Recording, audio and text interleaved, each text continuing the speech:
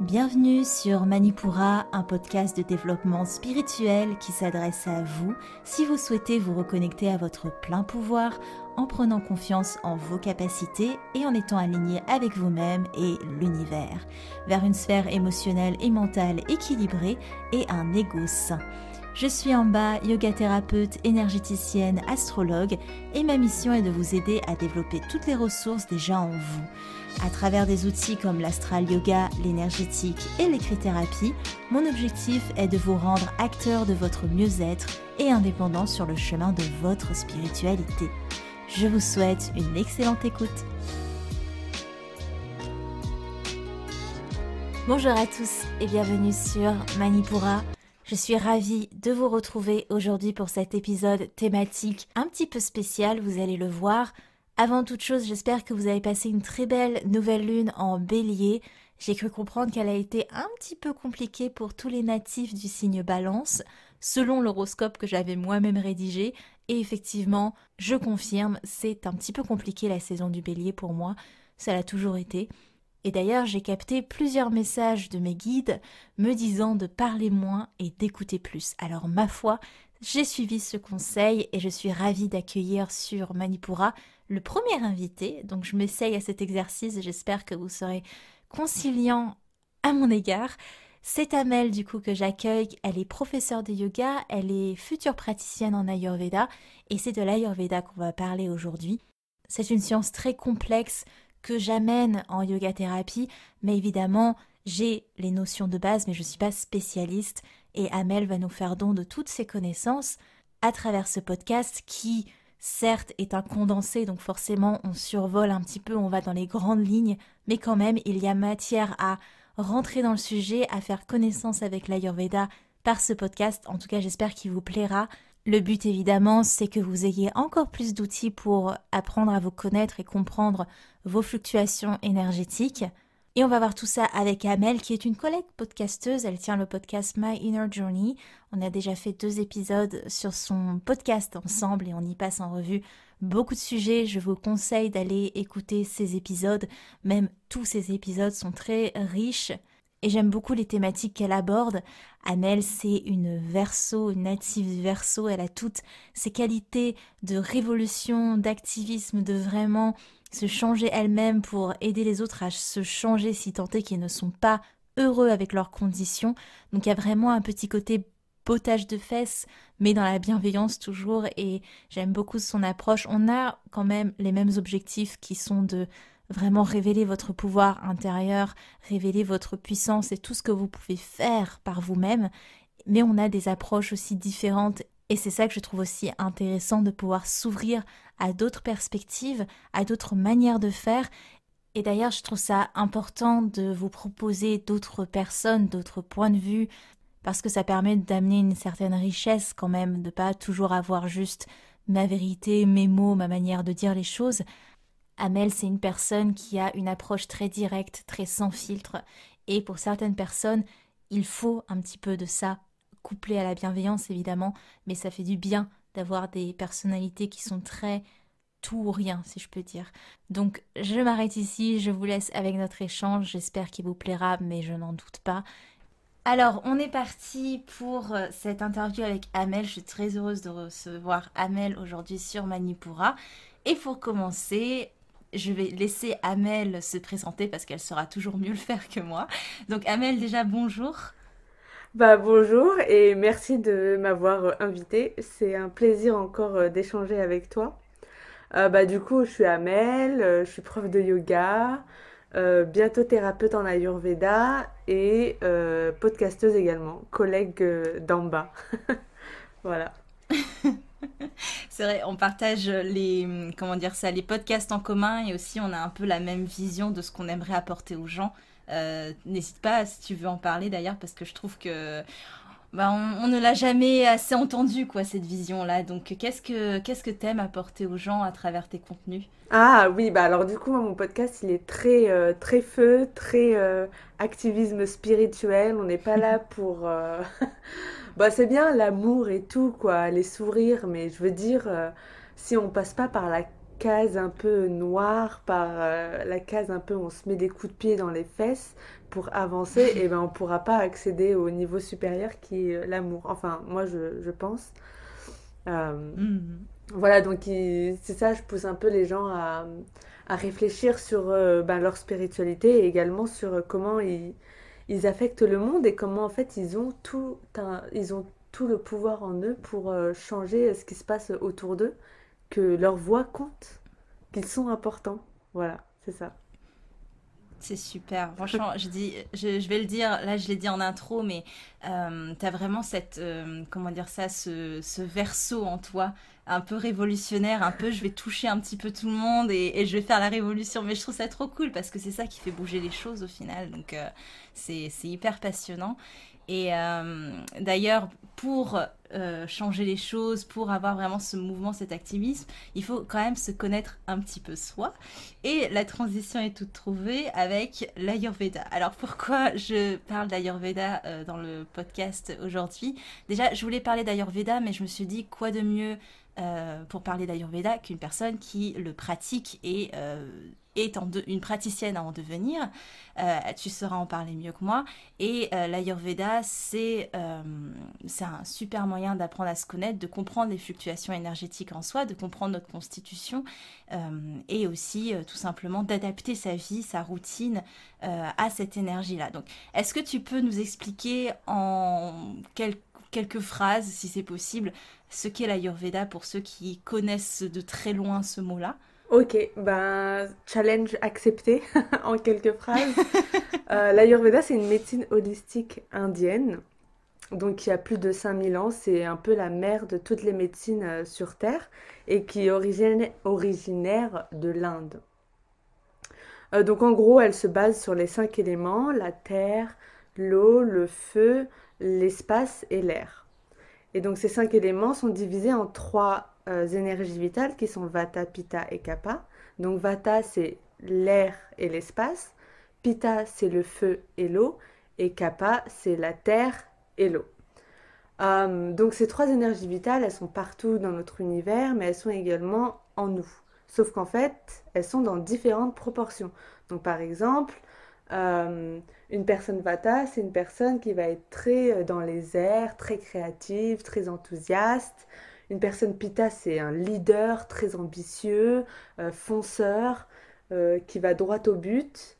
Euh, et une personne kappa, c'est une personne du coup avec beaucoup de terre, donc beaucoup plus calme, posée, patiente, qui a une forte foi en la vie. Voilà, donc c'est les trois énergies vitales qu'on a dans différentes proportions. Et bien évidemment, il y a différentes constitutions. En tout, il y en a 10. Donc il y a les Vata, Pitta et Kapha. Et ensuite, il y a les doubles constitutions, donc type Vata ou Pitta, Vata et Pitta ensemble, Kapha et Pitta ensemble, Vata et Kapha ensemble. Voilà, donc il y a des mix. Donc ça fait vraiment... enfin, il y a plein... Enfin, on est tous vraiment uniques. Et après, donc, il y a notre âme. Donc ça, c'est vraiment notre corps physique. Et donc, il y a notre âme qui est venue s'incarner dans ce corps physique. Et notre âme est illimitée. Bien évidemment, elle va au-delà de ces doshas. Mais le truc qui est très important pour pouvoir en fait être en contact avec notre âme, il faut quand même la base que notre corps soit sain et en bonne santé. Et donc pour être en bonne santé, il faut respecter sa constitution ayurvédique. Donc sa prakriti. Voilà.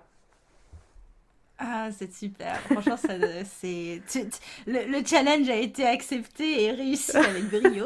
Franchement, c'est super dur parce que moi je suis vata, alors je peux partir dans tous les sens super rapidement. Mais voilà, je suis allée à l'essentiel. C'est vrai que toi, t'es Vata. Et d'ailleurs, je tiens à rétablir une vérité dans le podcast où je suis intervenue sur ton podcast et j'ai dit que j'étais Vata, mais je suis en excès Vata. Mais en vrai, je suis Pitta, je pense que ça se voit. Ouais, Euh, et quand j'ai réécouté le podcast, je me suis dit, oh mince, la boulette, bon, c'est pas grave. ouais. Mais oui, toi, t'es Vata plus plus. Et ce que j'adore, c'est que t'es vraiment dans ton truc.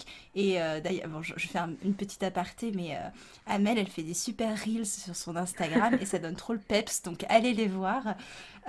Et d'ailleurs, oui, est-ce que tu peux nous parler? Alors, j'espère que je le dis bien, du coup, c'est Prakriti, Vrikriti, c'est ça? Ouais, c'est ça. Alors, Est-ce que tu peux nous dire ce que c'est exactement? Parce qu'on en entend parler, on sait pas trop. hmm. Donc, n'hésite pas.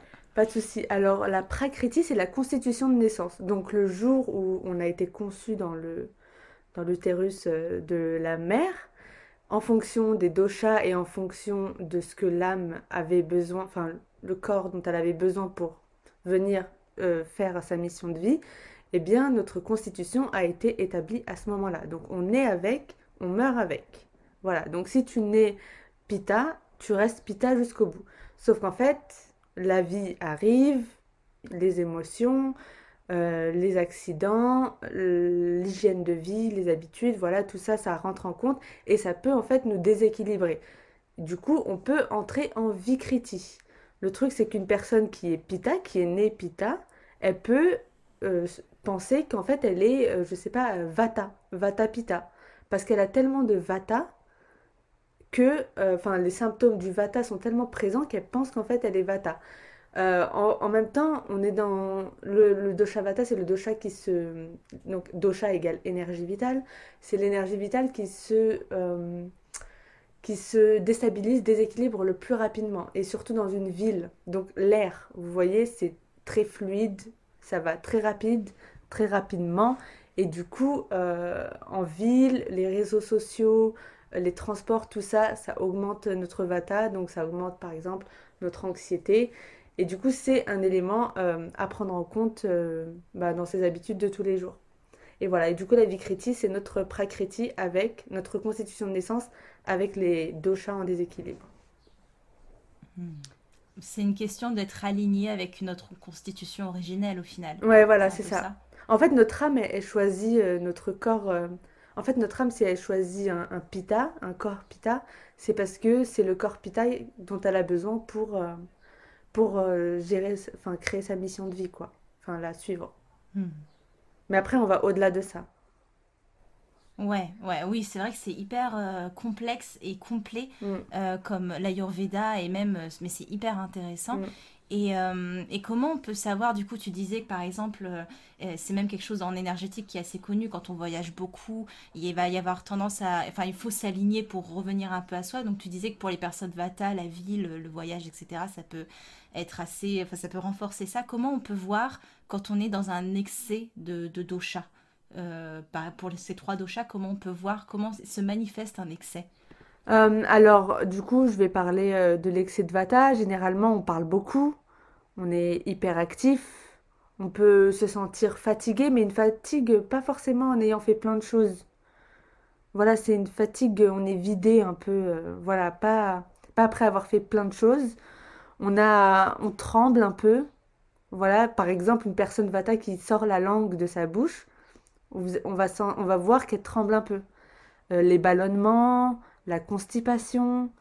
Voilà, donc tout ça, le stress aussi, enfin, le mental qui s'active énormément, l'anxiété, tout ça, ce sont des, euh, comment ça s'appelle? Des symptômes en fait de Vata. C'est comme ça qu'on peut reconnaître que Vata est est en déséquilibre. Ensuite, on a le dosha Pitta. Donc, quand on a trop de Pitta, on peut sentir qu'on a chaud, on a beaucoup de sueur, de l'acidité, des brûlures d'estomac, ça peut aller jusqu'à des ulcères, ça peut être aussi euh, comment dire, des problèmes de peau. Voilà, tout ça, ça peut être des problèmes de Pitta. La colère aussi, ça, c'est un problème de Pitta. Les personnes qui ont beaucoup de Pitta, si elles sont en déséquilibre, elles peuvent entrer en colère très rapidement, quoi. Hmm. Voilà. Ensuite, bon, après, il y a plein de méthodes hein, pour réduire tout ça, mais voilà. Donc là, c'est un peu les trucs en général. Et donc, s'il y a trop de kapha chez une personne, généralement, ces personnes, déjà, elles sont un peu plus enrobées de Ouais. nature, les kappas. Donc, c'est beaucoup plus difficile d'avoir le six-pack, donc les abdos bien tracés en général pour une personne qui est née kappa. Mais en tout cas, si la personne elle est vraiment en excès de kappa, kappa est lié au gras. Donc, du coup, Mhm. elle peut gagner du poids très rapidement, devenir feignante, avoir de la toux, des rhumes, une salivation et un sommeil excessif. Alors les kappas, ils adorent dormir, sauf qu'en fait, ce n'est pas spécialement très bon pour eux. Mm. En fait, ce sont les personnes qui ont besoin le moins de sommeil parce que ce sont les personnes les plus fortes. Et j'adore prendre la comparaison avec un arbre. Un arbre, c'est fort, c'est endurant. Donc les personnes kappa, elles sont un peu pareilles. En général, les personnes kappa, elles tombent pas souvent malades. Mais par contre, quand elles tombent malades, ce sont des maladies qui se sont installées pendant de longues années. Donc type diabète ou autres maladies plus graves.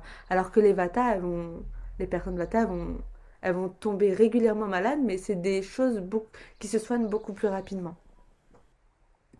Voilà, donc j'ai fait le tour.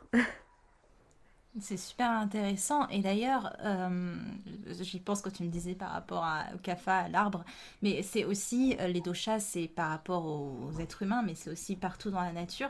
Et est-ce que tu peux nous parler de justement comment les saisons impactent ou favorisent un certain excès aussi, parce que enfin, Ouais, les doshas sont dans la nature. ouais. Alors par exemple là on est au printemps, je vais commencer avec le printemps. Le printemps c'est la saison kappa, donc on le voit dehors, les arbres ils commencent à avoir des feuilles, c'est vert, il y a de la pluie, c'est humide, tout ça ce sont des qualités en fait de kappa. Donc du coup on les retrouve dans la nature. Du coup c'est une augmentation de kappa. Ensuite on arrive en été, la chaleur, le soleil, tout ça, le feu, c'est en lien directement avec Pitta. Donc l'excès de Pitta arrive très vite quand on est en été. Par exemple, en général, la population française, elle est Pitta. Quand elle part, par exemple, dans des pays chauds, c'est pas rare qu'elle ait la diarrhée. Surtout si c'est un pays chaud où on mange épicé. Euh, voilà, et puis l'alcool aussi, la consommation d'alcool, ça peut également augmenter Pitta. Donc c'est vrai qu'en été, mieux vaut éviter de boire de l'alcool ou de manger du fromage, mais bon, c'est pas trop dans la culture en été, on a envie de s'amuser. Mais bon, je le dis Ouais. comme ça, voilà. Il y a un certain équilibre. La culture occidentale est vachement tournée vers une alimentation kapha et pitta, du coup, non? Plus, plus en fait, c'est compliqué à dire parce qu'en France, la Hmm. gastronomie, C'est varié, quoi. ouais, voilà, c'est très varié. Je saurais pas dire, mais je dirais Ouais, qu'elle est plus pita, enfin, bah, elle est moins épicée en général, enfin, ouais, c'est piquant. vrai, c'est vrai. Donc c'est pas trop pita, Hmm. mais il y a quand même D'accord. de l'alcool à côté.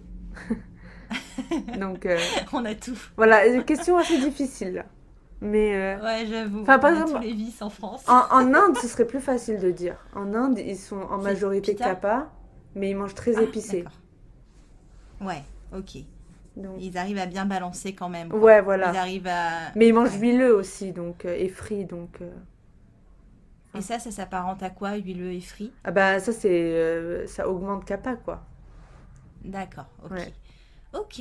Eh ben, après, c'est vrai que c'est hyper, comment dire ça, pour déterminer le dosha dominant d'une personne, etc. Et les excès, c'est quelque chose que je vous encourage du coup à faire avec un praticien et pourquoi pas avec Amel du coup, parce que c'est quelque chose d'hyper complexe. On peut avoir effectivement des indices de voir quelle constitution on est, mais il y a tellement d'éléments à prendre en compte. Je sais qu'une consultation en Ayurveda, ça peut prendre 2 heures pour que vraiment cerner toutes les habitudes, la constitution de la personne, Mm. etc. Euh, du coup, Ah bah je vais finir. si on a quand même... Est-ce que tu veux que je finisse Ouais. l'automne et l'hiver? Ah oui, pardon, Ouais. excuse-moi, vas-y, l'automne et l'hiver. Pour une fois que je suis la plus concentrée. Euh, N'est-ce pas? Donc l'automne c'est Vata, donc augmentation de Ouais. Vata, donc c'est mieux d'avoir des pratiques qui commencent à ancrer. Et l'hiver c'est Ouais. très Vata, surtout si l'hiver Hmm. est sec. Du coup, il faut vraiment se poser, s'ancrer et ne pas trop. Enfin, c'est le moment où on est en train de se régénérer pour les prochaines saisons. Voilà. Ouais, c'est hyper en lien, quoi, énergétiquement. De toute façon, tout est lié, Ouais, mais ouais, c'est plein d'outils différents, mais au final, ils retranscrivent tous la même chose, quoi. ouais. Ouais, C'est c'est passionnant. magique. C'est ça, mais c'est dès qu'on commence à s'y intéresser, on s'y plonge. Et justement, l'Ayurveda, c'est un super outil pour construire une routine qui nous convient, et pour apprendre à se connaître. Et du coup, comment tu... Alors, évidemment, on peut pas rentrer dans les détails parce que il y a plein de choses à prendre en compte, mais imaginons la routine spéciale Kapha ou Vata ou Pitta, à quoi ça ressemblerait à peu près? Ok, donc en gros, en Ayurveda, il y a une routine de vie qui s'appelle la Dinacharya. Donc, Ok. c'est différents éléments. Après, donc c'est comment on se lève. Donc, on est censé se lever le matin tôt, à 48 minutes avant le lever du soleil. Donc, c'est Brahma Muhurta. Ensuite, Hmm. aller aux toilettes. Ensuite, enfin, il y a différentes étapes. Donc, faire du sport. Donc, par exemple, pour faire du sport, un pita, mieux vaut qu'il fasse quelque chose de pas très intense parce qu'il a déjà beaucoup de feu en lui.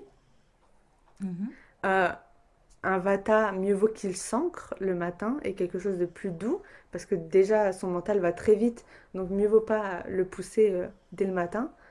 Et ensuite, un kappa, par exemple, comme en général, on fait du sport en heure kappa, donc quand le lever du jour s'est levé, quand le soleil s'est levé, du coup, c'est l'heure kappa, et du coup, c'est mieux qu'il fasse du sport à fond, à forte intensité, pour en fait enlever l'excès de toxines qu'il peut avoir amassé dans le corps. Hmm. Une personne pita, mieux vaut qu'elle évite de sauter des repas. Donc, petit déjeuner assez consistant. Voilà, donc ça c'est aussi la Mhm. propagande des lobbies agroalimentaires, hein, qui disaient que le petit déjeuner c'est le repas le plus important de la journée, sauf qu'en fait, ok, c'est très bien pour un pita parce que le pita a besoin de manger, il a beaucoup plus faim, son métabolisme est beaucoup plus rapide. Par contre, un vata, son métabolisme est fluctuant. Donc parfois il va avoir faim, parfois il ne va pas ressentir la faim. Donc c'est plutôt quelque chose d'ancrant, mais pas trop fort, parce que son feu digestif n'est pas assez fort parfois. Et il est Hmm. irrégulier. Et un kappa, son feu digestif, il est beaucoup plus faible. Donc un kappa qui brunch tous les jours, enfin, pas forcément tous les jours, mais qui prend des petits déjeuners type, je sais pas moi, Kellogg's, le matin, c'est trop pour lui. Hmm. C'est beaucoup trop lourd. Donc voilà, Hmm. si on veut commencer sa journée du bon pied, mieux vaut trouver quel type de petit déjeuner prendre, se masser aussi le corps à l'huile. Donc un kappa, comme il a le corps un peu plus huileux et gras, mieux vaut qu'il se masse à sec. Un vata, comme il est beaucoup plus dans le mental, mieux vaut qu'il ait un massage vraiment chaud, type huile de sésame.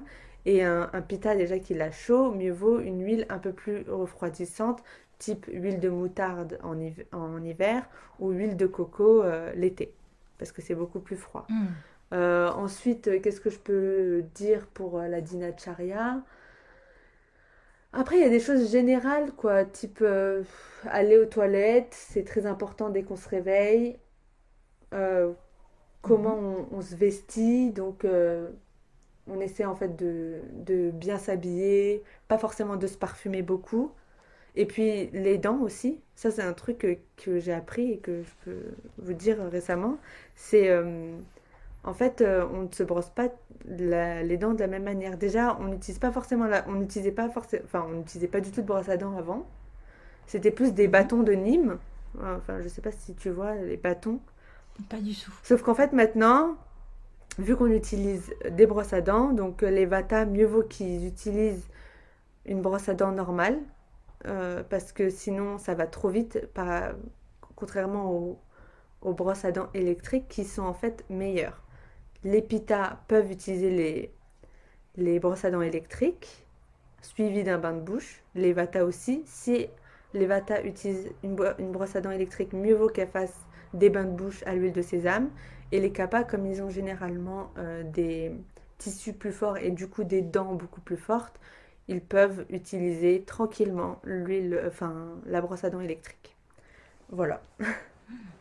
C'est là que tu vois à quel point l'Ayurveda peut être retranscrit à plein de niveaux d'une routine Mm, normale, quoi. C'est impressionnant. ouais, très C'est détaillé. c'est hyper riche. Ouais, c'est très détaillé et d'où l'importance de se connaître et d'observer aussi les fluctuations, quoi. Ouais, ouais. Parce que, parce que ça change aussi. D'ailleurs, t'en as parlé très, très rapidement, mais c'est vrai que on parlait des saisons, mais aussi des heures dans la journée, Ouais. effectivement, qui sont associées à des doshas. Donc, c'est un champ d'exploration infinie et je vous encourage à aller voir l'Instagram d'Amel parce que ben, forcément elle en parle.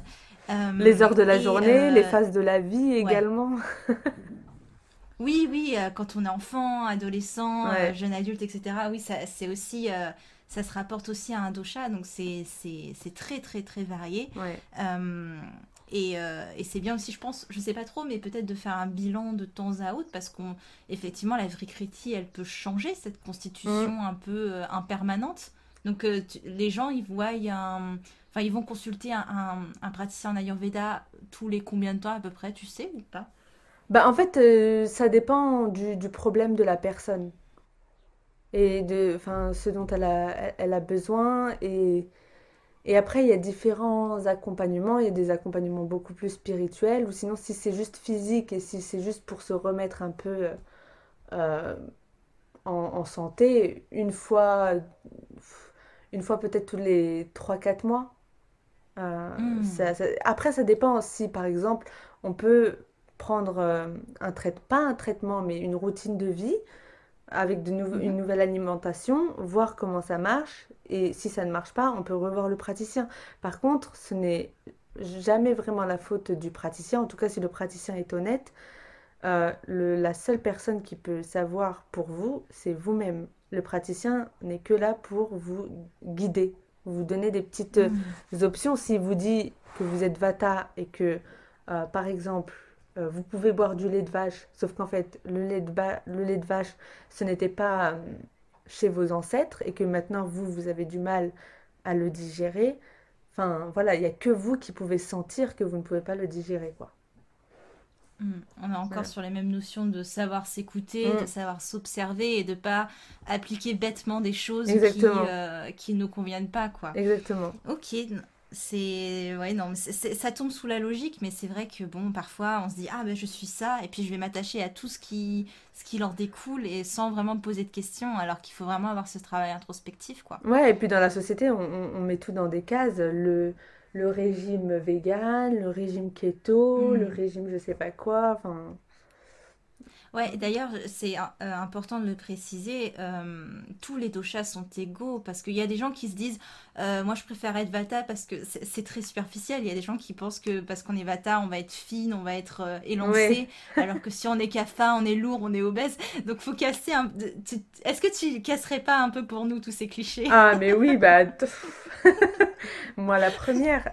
En fait, il faut savoir que la société, elle favorisait énormément les profils Pitta, que ce soit Hmm. physique ou mental. Parce qu'une personne Pitta, généralement, elle est très symétrique et plutôt proportionnée au niveau du corps. Donc ça, c'est les Hmm. standards de beauté de la société actuelle. Et également, au niveau du mental, ce sont des personnes fonceuses, ambitieuses, qui font des choses du coup, euh, voilà, ça rentre encore dans les standards de la société capitaliste. Sauf qu'en fait, tout le monde n'est pas comme ça. Et heureusement, parce que sinon, ce serait, ce serait pas vivable de tous être pareil. Et on a besoin de tout le monde. En fait, on en vient à la mission de vie. On n'est pas né dans ce corps par hasard. C'est que ce corps-là est censé nous pousser à notre propre rythme. Donc ça veut dire que si on est capable et qu'on est plus dans la lenteur, en fait notre mission de vie, elle demande peut-être plus de lenteur. Mais par contre, il faut savoir qu'une personne kappa, elle est peut-être lente, mais au moins elle va jusqu'au bout. Et elle va Hmm. dans la durée. Alors qu'une personne pitta, elle peut très vite se brûler et finir en burn-out. Ça, le burn-out, très pita, très société française. Mhm. Une personne vata, très créative, ça on adore les personnes créatives. Par contre, dans 3 jours, elle aura peut-être changé de carrière, quoi. Voilà. Mais Ouais, on a besoin de tous, ça va. de travailler tous en équipe. Hmm. Oui, tous sont importants et c'est vraiment cool que tu le rappelles parce que tous ont leurs qualités et défauts. J'aime pas parler d'aussi binairement, mais enfin, je pense que tu vois ce que je veux Mm. dire. Oui, ils ont tous des avantages et des Ah inconvénients, oui, quoi. oui, clairement. Par exemple, là, en ce moment, depuis quelques années, depuis que Kim Kardashian est arrivée, tout le monde va avoir le corps d'un kappa. D'une kappa plutôt. Les cheveux Ouais, ouais. longs, gras, enfin gras, épais. les Voilà. rondeurs là où il Ouais, faut. voilà. Type kappa, quoi. Mais ça Ouais, change, c'est c'est vrai. vraiment les standards changent. Ça se trouve, plus tard, on va retourner chez les films type Audrey Hepburn, type Vata. Ouais, parce que dans les... Alors, je dis peut-être des bêtises, mais dans les années 20, c'était vraiment la fille très filiforme, très fine, Ouais, très vata au final. ouais, Donc ouais, ouais, effectivement, ouais. ouais, ouais. Et ça Eh ben change. écoute, ouais, mais c'est là que tu vois aussi comment... C'est un reflet de la société au final, hein, les corps qu'on s'approprie. Oui, oui, c'est clair. C'est fou. Mais en fait, une fois qu'on sait quelle constitution on est, et aussi qu'on sait que notre âme a tous les pouvoirs et qu'elle peut faire tout ce qu'elle veut, et qu'on s'accepte, en fait, il n'y a plus de soucis. Enfin, c'est un Mhm. travail à faire sur soi-même. Ouais, de se comprendre encore une Mm. fois et de s'écouter, on revient aux mêmes bases. Euh, et d'ailleurs, alors la transition n'est pas trouvée, mais je voulais parler avec toi, vu qu'il y a pas mal de gens qui écoutent pour l'astral yoga. Je sais, en astral yoga, par exemple, si on est bélier et qu'on veut un peu diminuer le feu, on va travailler à diminuer Manipura, le chakra du plexus solaire. Si on est taureau, on va ramener un petit peu plus d'énergie. Et est-ce qu'il y a des postures de yoga que tu conseillerais? Ça peut être une ou deux postures pour chaque dosha pour qu'il puisse se réguler ou peut-être même renforcer un dosha. Est-ce que tu pratiques ton yoga en fonction aussi de tes excès de dosha du moment? Ah oui, clairement. Clairement, clairement, et en fonction de la saison. Par exemple, là, on est en Hmm. saison kappa, on peut faire du sport. C'est le moment de ressortir de sa zone de confort avant d'arriver en été où là, mieux vaut ralentir la cadence. Bon, alors, est-ce qu'il y a des postures de yoga? Oui, je pourrais en citer, mais au final, c'est pas juste la posture de yoga, c'est comment on pratique le yoga. Par exemple, une Hmm. personne vata ou pitta. On va prendre une personne vata. Une personne vata, si elle va faire du vinyasa très rapide, ce n'est pas l'idéal pour elle. Parce qu'il lui faut quelque chose d'ancrant, de lent et qui renforce. Donc, du hatha par exemple, où vraiment on tient les postures pendant plusieurs respirations. Quelque chose de lent et qui renforce les muscles, type pilates, mais yoga. Voilà. Ensuite, les personnes pitta, généralement, elles sont à la recherche de performance. Elles veulent avoir le meilleur handstand, la meilleure pincha.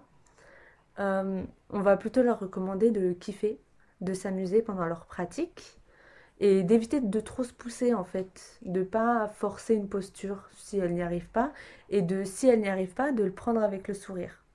Voilà. Euh, et de ne pas Hmm. être dur avec elle-même. Parce que voilà, tu sais comment on se comporte sur le tapis, c'est comment on se comporte dans la vie. Donc voilà, C'est vrai. une personne pita qui se force à rentrer dans une posture et qui est énervée contre elle-même parce qu'elle n'arrive pas à avoir le grand écart, ben, c'est une personne qui va se torturer au travail également et qui va se foutre une pression monstre et qui va être dans le perfectionnisme également. Hmm. Une personne kappa, elle a tendance à la fainéantise. Euh, le truc, c'est qu'une personne kappa, on va plutôt lui conseiller de faire quelque chose un peu pour les autres ou en groupe. Parce qu'elle va plus Ok. avoir tendance à vouloir pratiquer du yoga pour quelqu'un que juste pour elle. Elle a tendance à mettre les autres personnes avant elle. C'est un profil très maternant ou paternant, les kappas. Donc on va plutôt ils vont plus tendance à aller, par exemple, dans un cours en Zoom live pour pratiquer avec les autres. Le sens de la communauté, c'est assez important.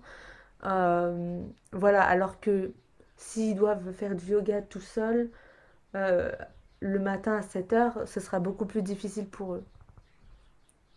Ils auront peut-être la flemme de se lever, surtout en heure kappa où ils sont encore plus lourds. Voilà. Leur kappa, du coup, c'est de quand à quand? C'est du lever du soleil jusqu'à 10 heures à peu près. En fait, je suis peut-être kappa.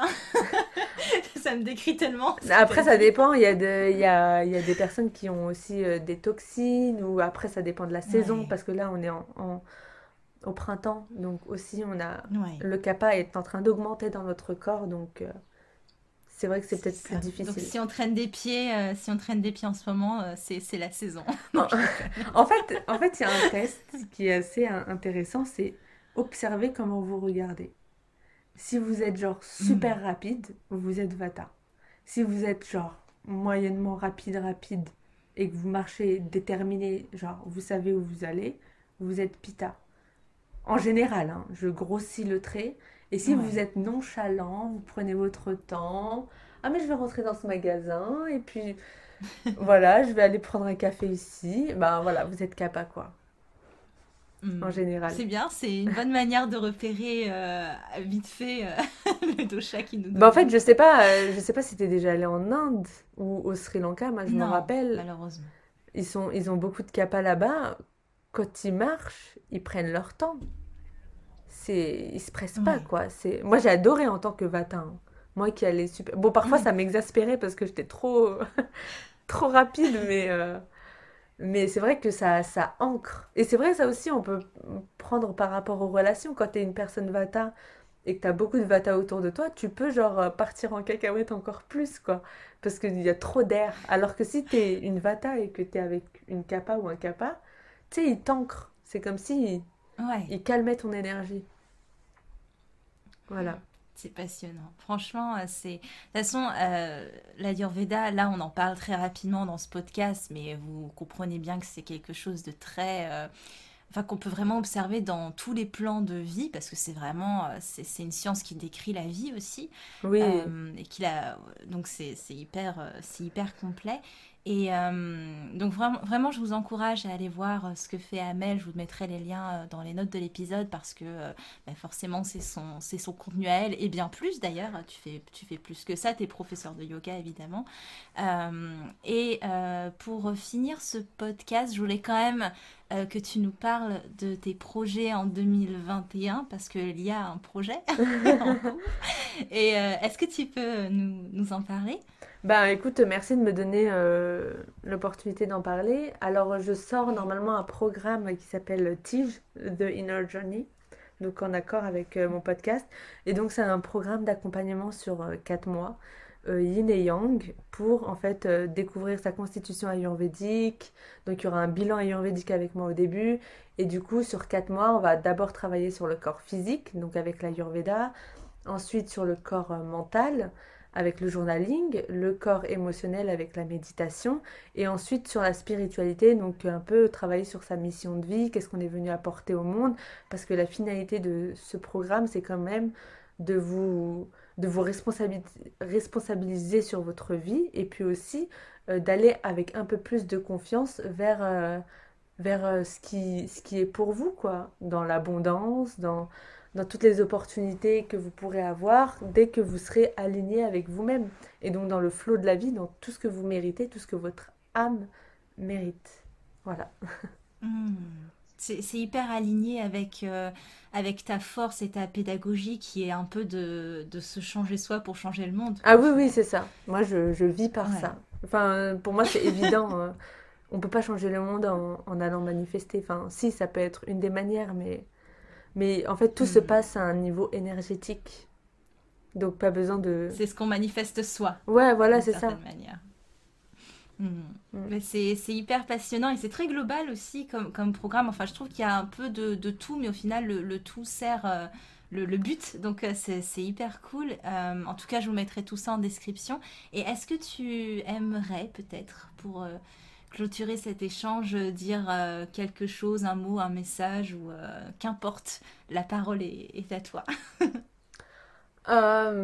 Qu'est-ce que j'aimerais partager avec tous les auditeurs là et toutes les personnes qui vont nous écouter? Je dirais que apprendre à s'aimer, euh, apprendre à oser, à avoir le courage de faire les choses qu'on a envie et prendre la responsabilité de sa vie. Pour moi, ça c'est... En fait, voilà, ça part de là. Dès qu'on se dit, ok, je suis responsable de quasiment tout ce qui m'est arrivé, bien évidemment, après, il y a l'âme qui rentre en compte, eh bien, on peut en fait se dire, ok, si j'ai créé tout ça jusqu'à présent, je peux également créer les choses à venir Et aussi tout ça pour en fait changer l'égrégore et le paradigme dans lequel on vit actuellement. Et c'est comme ça qu'en fait on va créer un monde beaucoup plus juste. Voilà, parce Mm. que en Occident on est un peu trop confortable parce que du coup on n'a pas de guerre, on vit très bien, Ouais. on a en général à manger, à boire et un toit. Et c'est trop facile de ne pas vouloir changer le monde alors qu'il y a d'autres personnes euh, à quelques milliers de kilomètres qui souffrent. Et ça, c'est injuste pour eux. Et comme on est une seule conscience, divisée en plusieurs âmes, eh bien, on a un peu la responsabilité d'aider les autres. Parce que s'ils souffrent, on souffre également. Et pas forcément que les personnes qui souffrent de la faim, hein, également les personnes qui souffrent Mhm. de racisme euh, et le patriarcat, enfin voilà, tout ça. Super. Bon, bah, c'était un très beau mot de la fin. Rien à dire. C'est génial. Bah, merci. Euh, Bah, franchement, merci beaucoup, Amel. J'étais très heureuse de te rendre l'appareil pour ton invitation sur ton podcast, mais plus que ça, que tu viennes nous parler d'un sujet aussi passionnant et complet que l'Ayurveda. Donc, merci à toi. En tout cas, n'hésitez pas à aller voir son travail. Et quant à moi, bah, je vous dis à la prochaine, à lundi prochain. Et merci encore, Amel. Merci à toi, Amba, et merci à tous. Manipura, c'est déjà terminé pour aujourd'hui. Je vous remercie de votre écoute et si cela vous a plu, n'hésitez pas à partager et à me laisser un commentaire sur Apple Podcast ou sur mes réseaux sociaux. En attendant, vous pouvez télécharger gratuitement toutes mes ressources en cliquant dans le lien de la description de l'épisode pour apprendre la corrélation entre le cycle lunaire et le cycle féminin, débuter la méditation, l'astral yoga ou votre propre journal de gratitude. Quant à moi, je vous dis à la prochaine et surtout, prenez bien soin de vous.